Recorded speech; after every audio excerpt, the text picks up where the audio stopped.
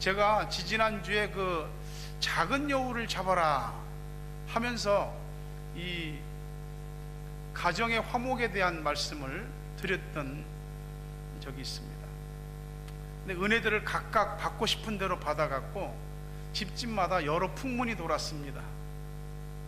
남편들은 목사님 설교 들었지, 남자가 집안의 머리라고, 잘하라고 하는 소리 들었어 못 들었어?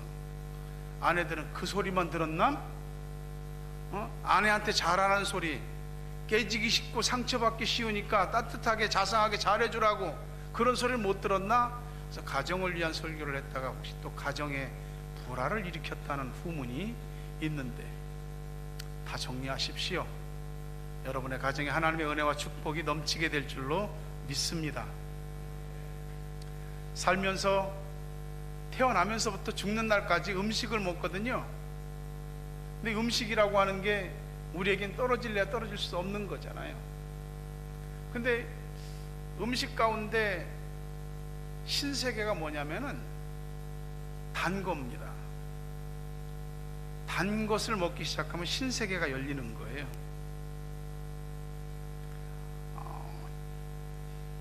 단 게, 여러분 얼마큼 단 음식을 좋아하는지 모르겠어요. 이 나라 사람들은 굉장히 단 음식 좋아하시더라고. 그냥 뭐 초콜릿 엄청나게 잡수고, 그 뭡니까, 탄산음료 2.25리터짜리 이만한 거 그냥 들고 다니면서 이렇게 그냥, 거기 설탕이 얼마나 많이 들어갔는데 막 먹습니다.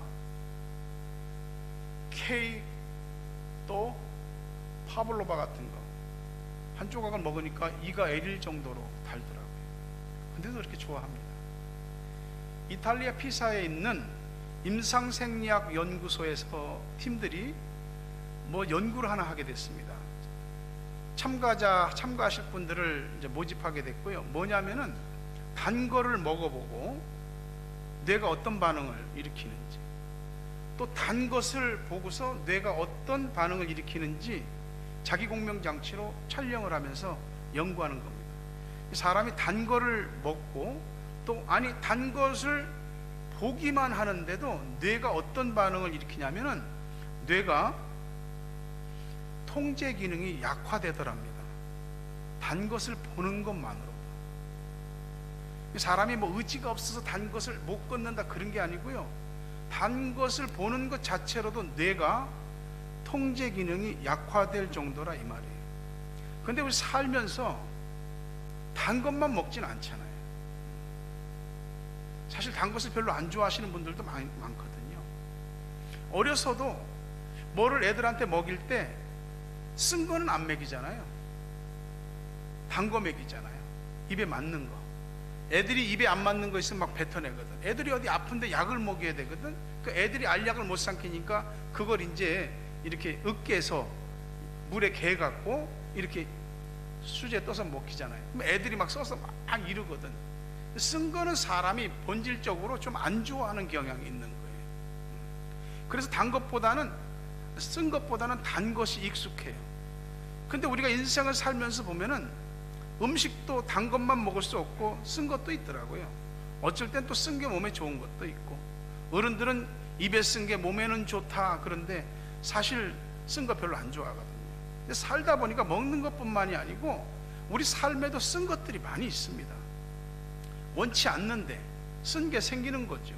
쓴 것이 오늘 성경 말씀처럼 물을 마셔야 되는데 물을 찾긴 찾았는데 쓴 물이야. 만약에 우리 인생에서 그와 같은 상황이 된다면 여러분 무슨 말을 하실 수 있겠어요? 주님, 쓴 것도 감사합니다, 이렇게 말하기는 쉽지 않습니다.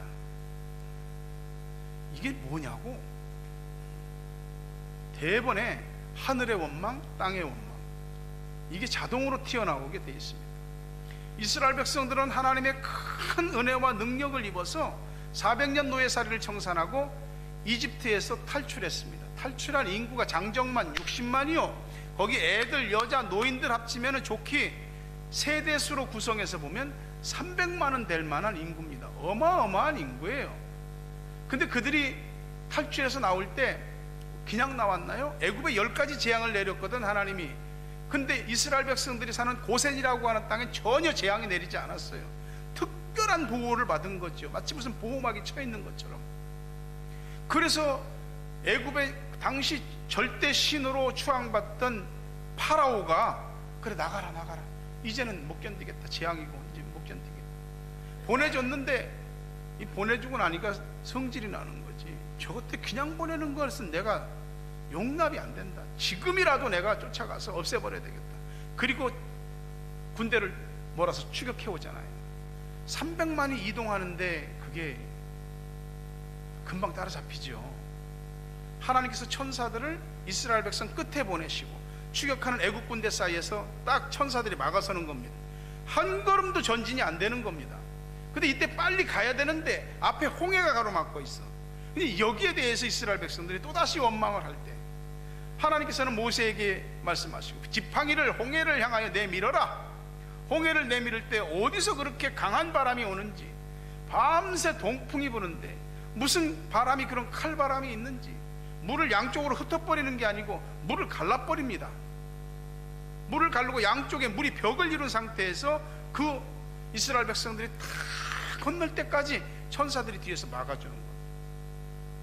이스라엘 백성들은 홍해 반대편으로 다 건너가는데 보니까 애국 군대가 저것들이 건넜어? 우리도 건너. 그러다가 쫓아오다가 물이 다시 원래대로 흐르니까 다 수장돼서 죽었습니다. 이 놀라운 기적을 경험했거든요. 근데 하나님께서 광야길로 인도하시는데 사흘을 걸어가는데 마실 물이 없는 거예요. 물이 떨어진다는 건 굉장히 위험한 거죠. 왜? 사람이 뭐 안 먹고 며칠 버티거든요. 금식이라도 하면 말이죠, 몇십일도 금식할 수 있는 거예요. 근데 사람이 물 안 마시고는 못해. 금식도요, 물 안 마시고는 못하는 거예요. 물이 없으면은 사흘 못 버티고 다 나가 자빠집니다. 근데 물 없이 걸어왔어요. 근데 사흘 만에 물을 발견했는데 그 물이 써요. 써서 못 먹는 물이에요. 우리 인생에서 이 쓴물과 같은 것은 고난이라고 할 수 있어요. 근데 고난이라고 하는 게 이유를 다 알 수 있나요? 몰라요. 왜 이런 고난이 생겼는지. 고난은 신비예요. 자기가 무슨 잘못이나 죄로 인해서 생긴 쓴물일 수도 있고, 때로는 하나님이 연단하고 훈련시키기 위해서 허락하신 쓴물일 수도 있고, 누가 어떤 고난을 당할 때 뭐 이럭쿵 저럭쿵 쑥덕쑥덕하고 말하는 것은 조심스러운 일입니다. 차라리 하지 말아야죠. 이유를 알 수 없는 거예요. 그 사람이 누가 힘들고 아프거들랑 같이 힘들어하고 아파하고 울면 같이 울어주는 것으로, 그것이 우리가 할 수 있는 최고의 위로입니다. 누가 힘들고 어려운 일을 당할 때 쑥덕쑥덕 하면서 쑥해갖고 쑥덕해 먹지 말아야 합니다. 쓴물 앞에서는 사람들이 다 마음이 강팍해져요. 쓴물이 나오니까 대번에 모세를 원망하는 겁니다. 모세가 잘못한 것도 아니잖아요. 우리가 살면서 쓴물 나올 때 부모 원망하고 남편 원망하고 아내 원망하고 자식 원망하고 친구 원망하고 사람 원망하고 환경 원망하고, 이건 자동이에요. 자동. 사람들은 배고프면 욕하게 돼 있어요. 목마르면 욕하게 돼 있어요. 아무리 정치를 잘해도 백성들이 먹고 사는 문제가 해결이 안 되면 백성들은 등 돌립니다. 여론이라고 하는 것은 굉장히 정의로운 것 같지만 굉장히 간사합니다. 이 먹고 사는 문제에 있어서는 사람들이 대번에 얼굴과 등을 돌려버리는 거예요. 여러분, 우리 앞에 지금까지 마셔본 쓴물들이 몇 번이나 있습니까? 근데 쓴물이 우리들에게 쓴물로 끝나지만은 않았던 것 같아요.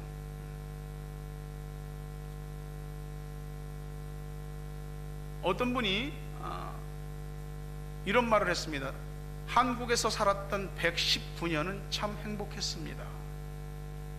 그게 누구냐면 언더우드 4세 원광한 박사의 말입니다.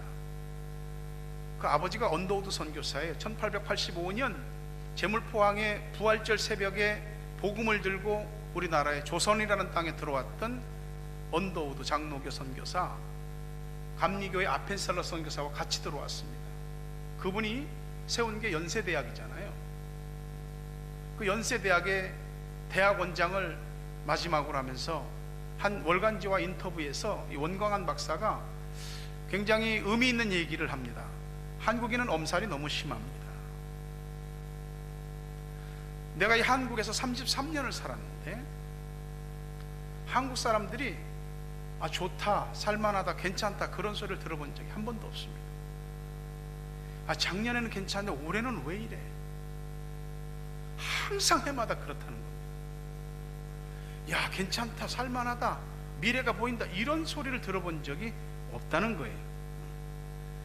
그분이 말하기를 한국은 이제 세계에서 볼 때 새우가 아니라 이미 고래다. 강력한 파워를 가지고 있으면서도 자신감이 너무 부족하다라고 아주 속살을 꼬집는 얘기를 했습니다. 15년 전 얘기입니다. 지금은 어떻습니까? 지금도 여전히 힘들다, 어렵다, 못 살겠다, 이게 뭐냐, 이 소리가 우리에 붙어 있습니다. 우리 민족이 가지고 있는 강점과 세계 앞에 내세워도 조금도 주눅들지 않을 만한 대단한 면면들이 있는데 한국은 그것들이 속으로 자꾸 가라앉고 있습니다. 우리나라 사람들이 오기는 굉장히 강한데 자신감은 별로 없어요. 저도 오기가 있거든요. 제 이름 거꾸로 해도 딱 벌써 나와요. 근데 세계적으로 우리의 위상이 어떠냐면은 그 어렵다 해도 경제적으로 세계에서 10위권 안에 들어가는 경제 대국이고요, 수출 대국이에요. 그리고 아시아와 아프리카의 빈민국들, 여러 개발도상 국가들의 롤 모델이 되는 국가, 한류 열풍, K-팝, 세계의 그 위상을 드러낼 강점들이 많은데도 그런 것들을 긍정적인 면으로 이 융화를 못 시키는 겁니다.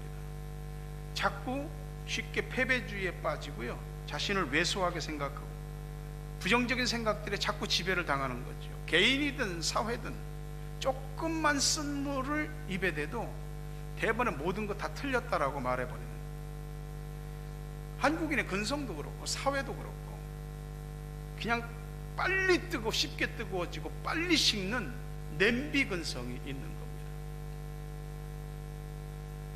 단기적 목표에는 강한데 장기적 목표에는 약합니다.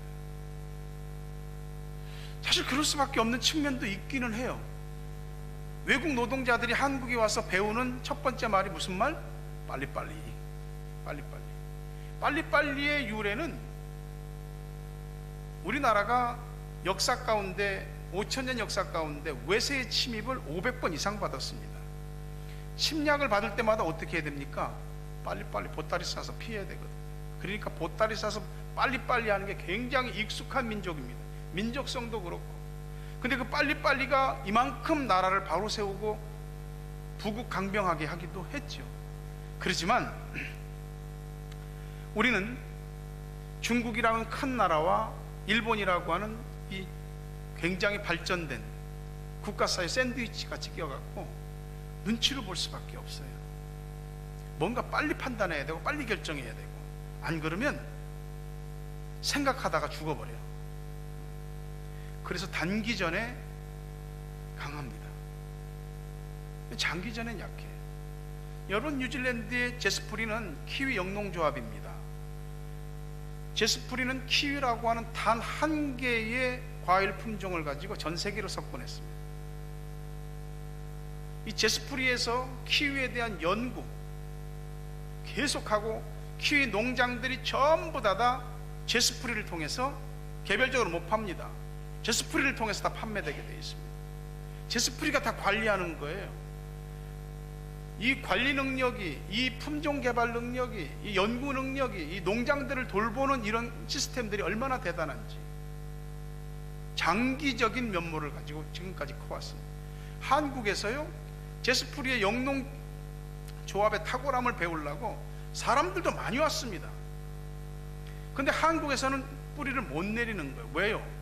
단기전으로는 뭐가 되는데 장기전으로 가니까 아이고, 내가 생산성 없다, 틀렸다, 2년 3년 해보고 다 엎어버리는 겁니다. 여러분, 우리 앞에 쓴물이 생기면은 빨리빨리 생각들이 바뀌더라고요.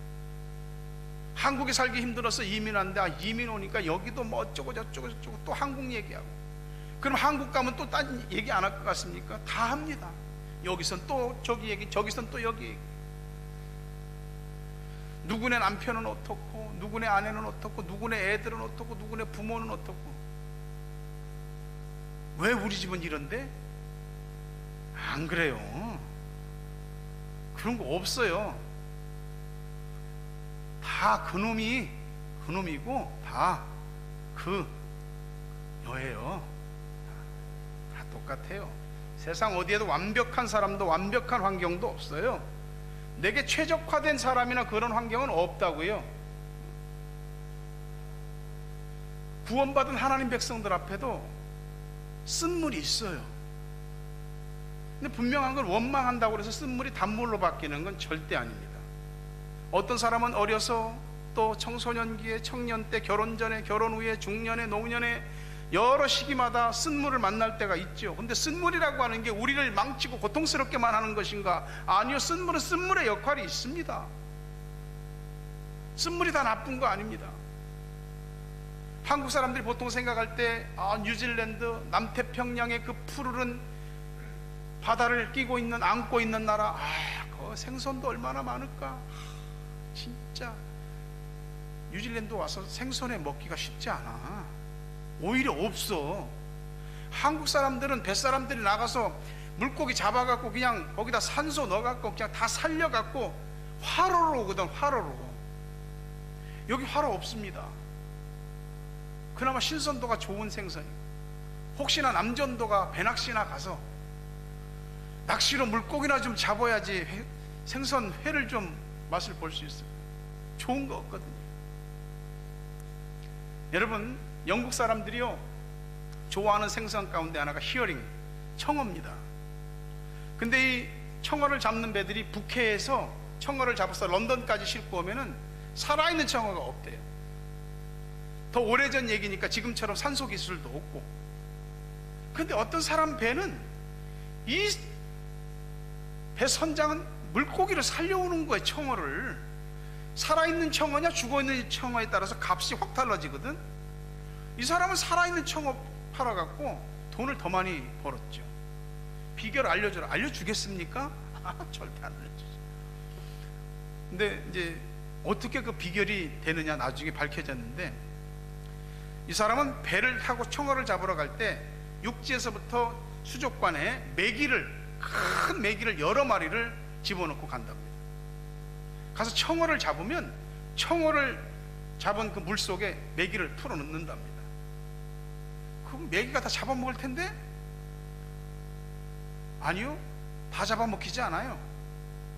몇 마리 잡아먹히는데 청어들이 메기를 피해서 살으려고 그냥 막 도망다니고 그러다 보니까 배는 런던까지 도착했고, 물고기는 살아서 산 청어가 공급되니까 이게 큰 부자가 됐죠. 여러분, 힘들게 하는 맥이 있습니까? 그 맥이가 사람이든 환경이든 그게 나를 힘들게 하는 것 같지만 사실은 나를 살아있게 하는 거예요. 맥이한테 감사하셔야 돼요. 시편 119편 71절에 보니까 같이 읽어봅니다. 고난당한 것이 내게 유익이라. 이로 말미암아 내가 주의 윤례들을 배우게 되었나이다. 고난은 궁극적으로 나한테 유익합니다. 쓴물을 만날 때 도망가는 사람도 있고, 그 쓴물 때문에 끌어안고 주저앉은 사람도 있고, 어떻게 쓴물을 빠져나갈까 머리를 굴리는 사람도 있고. 근데 생각해 봅시다. 쓴물이라고 하는 고난에는 하나님의 뜻이 있습니다. 믿습니까? 아멘이 별로 안 큰 거 보니까 쓴물은 별로 다 안 좋은 거야. 쓴물은 다 안 좋아. 근데 쓴물이라고 하는 건 우리에게 유익이 있습니다.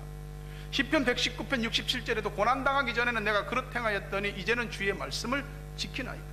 고난은 내 뜻 가운데 잘못된 것들을 발견하고 돌이키게 하는 하나님의 섭리가 있습니다. 요나라고 하는 선지자가 있습니다. 하나님께서 너 저 다시스로 가서 내 복음을, 니느웨로 가서 내 복음을 전해라. 그 사람들 복음 듣고 회개해서 돌아와야 된다. 근데 요나가 생각할 때는 그 나라는 우리나라하고 안 좋거든. 감정이 늘 우리 민족을 괴롭히던 놈들이야. 그러니까 나 거기 가서 복음 못 전한다고 도망갔습니다. 다시스로 가는 배를 타고 가다가 갑자기 풍랑이 일어납니다. 그 풍랑은 요나 때문에 생긴 거예요. 요나는 배 밑에서 자고 있는데 선장이 내려와서 당신 지금 뭐 하는 거예요? 다들 지금 뭐 산에 중내 막 하는데 당신도 일어나서 당신 믿는 신한테 기도해야 될 거 아니야. 지금 이 한국에 잠이 오냐고. 안 믿는 사람한테 막 야단 맞았어. 근데 가만히 보니까 이 풍랑이 가라앉을 기세가 안 보여. 결국에는 사람들이 바다 신에게 누구 한 사람 제물로 바칩시다. 제비 뽑는데 누가 뽑혀? 요나가 뽑히는 거지. 요나가 뽑히는 거예요. 그래서 사람들이 사람을 바다에 던지는 게 마음에 걸려갖고 어떻게든지 안 해보려고 애를 쓰는데 안 되는 거야. 그 나중에 요나를 미안합니다 하고 던져버렸죠. 근데 큰 물고기가 대기나 하고 있던 것처럼 덥석 삼켰습니다. 나중에 성경 공부하는 분들은 얘기하지만 큰 물고기의 후두부에는 사람이 들어가서 있을 만한 공간도 있고 충분한 공기도 있다고 합니다. 그 요나를 삼켰어. 물고기 뱃속에서 요나가 하나님 제가 잘못했습니다. 고난당하기 전에는 다 자기가 옳고 바르게 판단하고 움직이는 줄 알거든. 어려움이 없으면. 어려움을 겪어봤더니 그런 일이 생기는 거예요.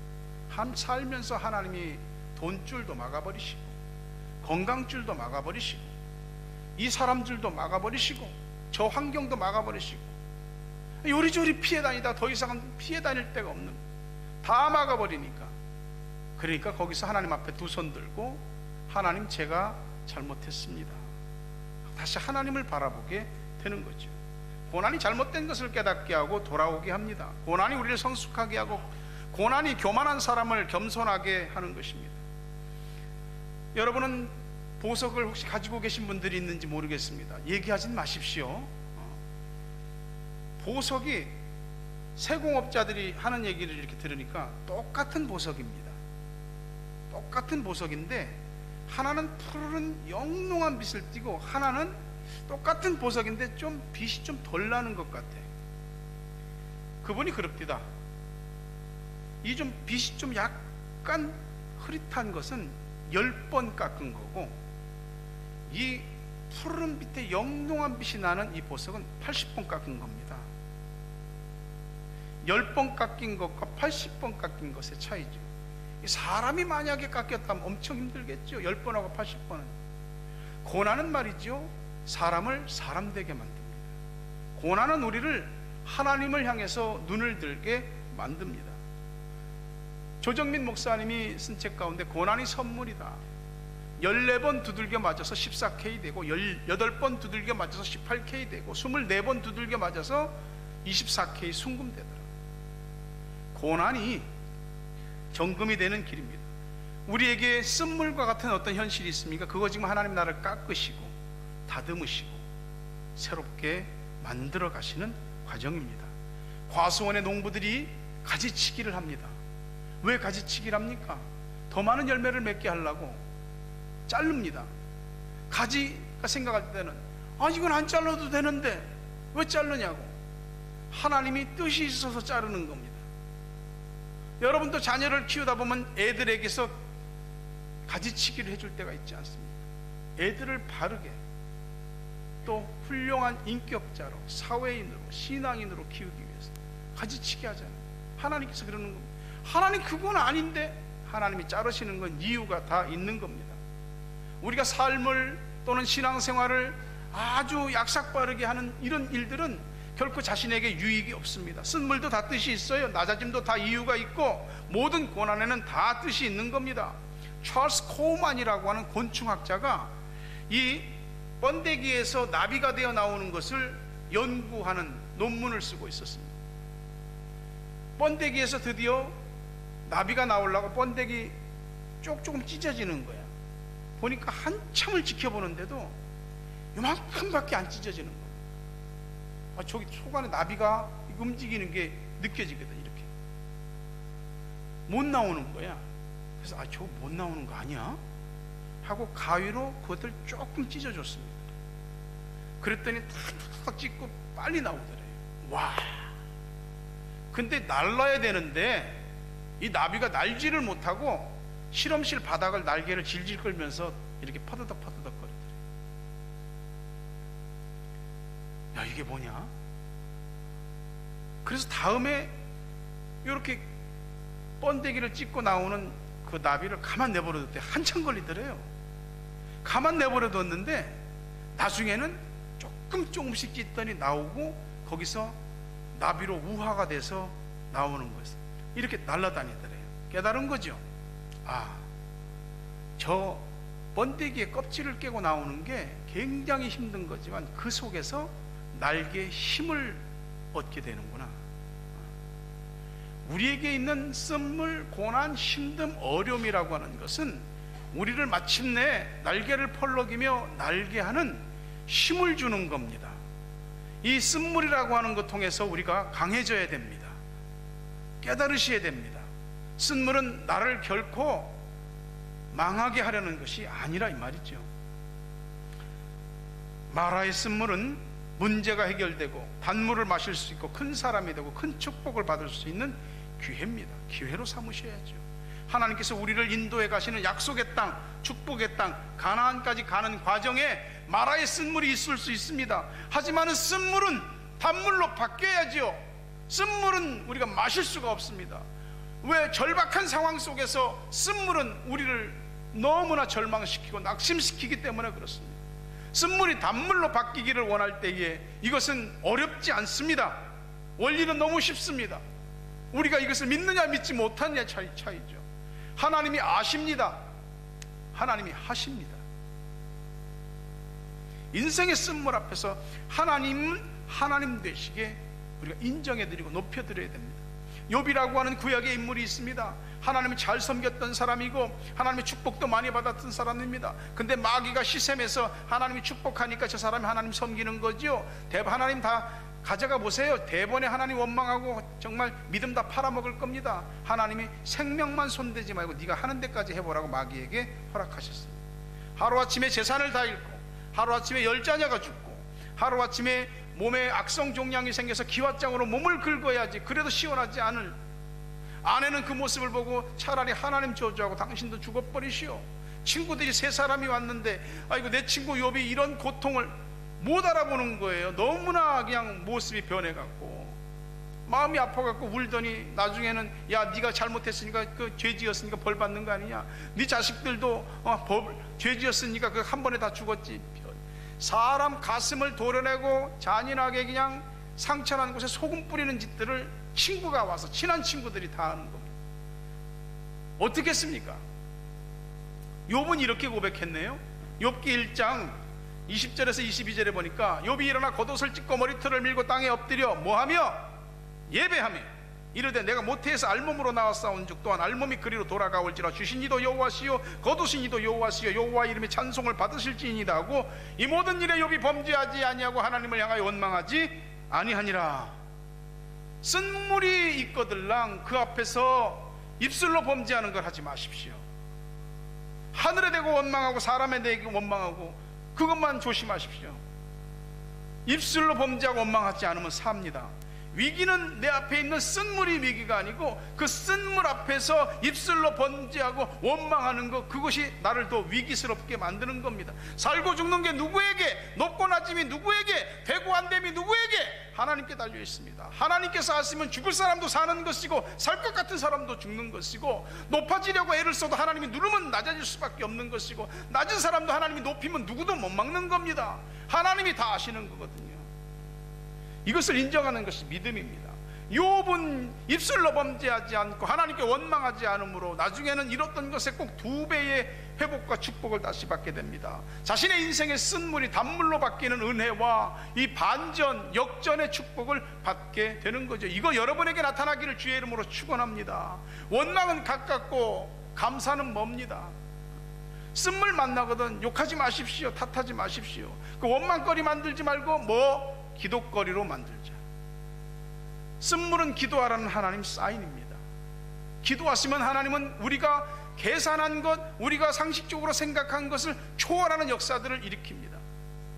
이스라엘 백성들은 나라가 망한 뒤에 2000년을 나라 없이 전 세계에 디아스포라로 흩어져 살았습니다.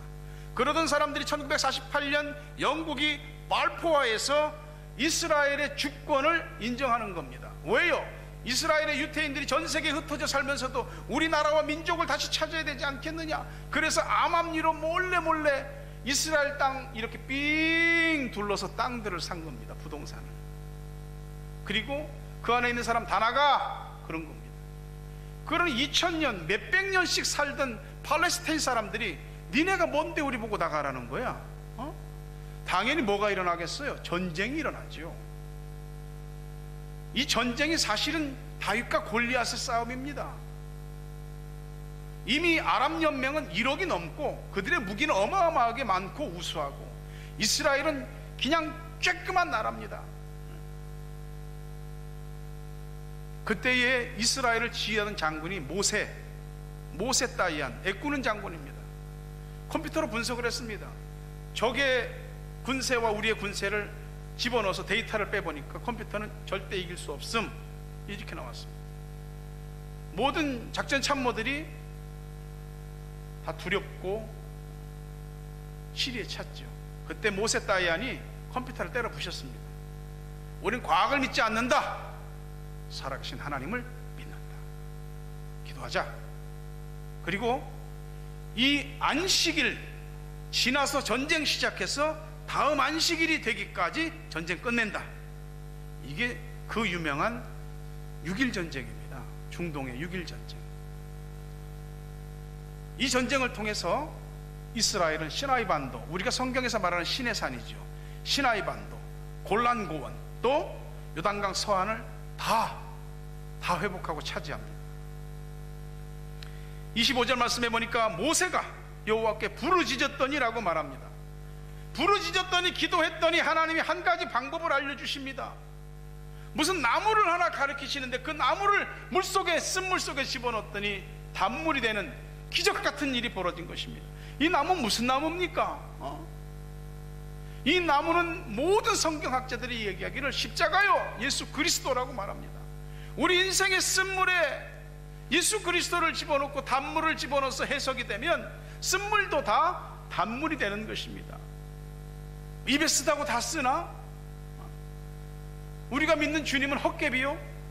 우리는 도대체 뭘 믿는 것입니까? 쓴물 앞에서 쓰다고만 말하는 것은 누구나 알 수 있잖아요. 이스라엘 백성들은 모세를 향해서 원망했습니다. 너 때문이라고. 근데 모세는 왜 나한테 그래? 그러지 않고 하나님께 부르짖었다, 이 말입니다. 그때 하나님이 길을 알려주시는 겁니다. 누군가 여러분을 향해서 원망하거든 같이 원망하면서 대거리하지 말고 하나님께 기도하십시오. 하나님이 길을 알려줄 거예요. 무슨 나무를 알려줄 거예요. 길을 알려줄 거예요. 해결책을 말씀해 주실 것이에요. 이 십자가가 뭐요?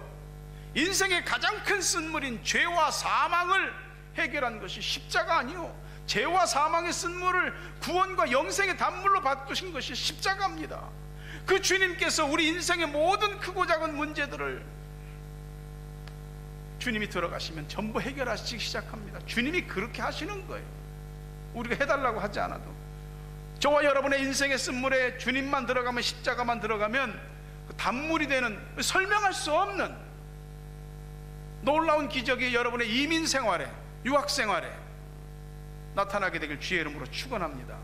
답은 항상 하나님께 있어요. 하나님한테 안 되는 게 어디 있어요? 개인이든 가정이든 교회든 쓴물은 다 있어요. 근데 안 될 것 같은데 뭐가 됐어? 그 보면은 기도하는 사람이 있어서 된 거예요. 그 집에 기도하는 사람이 있어서 된 거야. 그 교회에 기도하는 사람이 있어서 된 거거든요. 하나님을 우습게 여기면 안 됩니다. 원망은 쉽고 부르짖으면 멉니다. 근데 부르짖으셔야 됩니다. 하나님이 복잡한 얘기도 하지 않으셨어요. 기도한 사람 덕에 원망한 사람도 단물 먹게 되는 역사가 일어나기를 주의 이름으로 축원합니다. 하나님은 우리에게 은혜를 베푸신다 하면은 꼭 우리가 하나님을 진실로 섬기는지를 테스트하십니다. 26절에 보니까 너희가 너희 하나님 나 여호와의 말을 들어 순종하고 내가 보기에 의를 행하며 내 계명에 귀를 기울이며 내 모든 규례를 지키면 내가 애굽 사람에게 내린 모든 질병 중 하나도 너희에게 내리지 아니하리니 나는 너희를 치료하는 여호와입니다. 이 말씀은 간단해요. 내 말 듣고 순종해라. 내 앞에서 의를 행해라. 내가 너희에게 하는 말을 새겨듣고 지켜 행하라. 그러면 너희에게는 질병이라고 하는 재앙과 저주가 임하지 않을 것이다. 목사님, 우리가 뭐 애입니까? 그딴 식으로 얘기해. 그럼 뭐 말 안 들으면 뭐 혼내겠다는 얘기 아니에요? 그렇죠. 하나님은 너무나 자비로우신 분이고 또 너무나 두려운 분입니다. 하나님은 우리에게 복잡한 것을 절대 하지 않습니다. 하나님을 하나님으로 섬기고 하나님이 우리에게 주신 말씀을 생명같이 여기고 지켜 행하면 내가 너희를 세계 모든 민족 위에 뛰어난 민족이 되게 하실 것이고 너희가 들어와도 나가도 복을 받을 것이며 너희 자녀가 위가 되고 머리가 되는 축복을 받게 하실 것이라고 약속하셨습니다. 하나님을 하나님으로 알고 말씀을 말씀으로 알고 지키는 자들의 흑암 중에 있는 보화를 꺼내서 너희한테 갖다 준다고, 하늘의 보물 창고에 있는 것들을 너희 창고에 옮겨준다고 약속하시고 있거든요. 우리 어린아이 같은 믿음 가지셔야 됩니다. 이 말씀 어렵게 생각하지 말고 믿고 하나님 잘 섬기고 말씀대로 행해 보십시오. 쓴물을 허락하시면서 우리를 테스트할 때 하나님 원망하고 사람 원망하지 마십시오. 그것만 안 해도 됩니다. 쓴물이 단물로 변화되는 기적이 여러분 마음에서부터 가정에서 자녀로 삶으로 나타나게 되기를 간절히 바랍니다. 그리고 하나님은 마침내 진짜 좋은 오아시스로, 엘림의 오아시스로 인도하시는 줄로 믿습니다. 27절 말씀을 같이 읽겠습니다. 그들이 엘림에 이르니 거기에 물샘 열둘과 종려나무 이른 그루가 있는지라 거기서 그들이 그 물 곁에 장막을 치니라. 마라의 쓴물을 단물로 바꾸게 하신 하나님이 나 믿고 내 말 순종하면서 따라왔더니 엘림이라고 하는 곳에 이르릅니다. 12개의 물샘을 만나게 하시고 거기서 갈증이 나지 않게 하시고 충분히 물을 마시게 하고 충분히 물을 저장하게 하시고 거기서 장막을 치고 있을 정도로 하나님이 축복하시는 겁니다. 쓴물이 있습니까? 쓴내가 납니까? 하나님께서 여러분의 쓴내를 단내로, 쓴물을 단물로 바꿔주시길 주의 이름으로 축원합니다. 그분 말 들으십시오. 순종하십시오. 그 말씀대로 믿고 행해 보십시오. 하나님이 여러분에게 단물 주시는 기적뿐만이 아니고 엘림의 풍요로운 오아시스까지도 허락해 주시고 축복해 주실 것입니다. 그렇게 되길 주의 이름으로 축원합니다.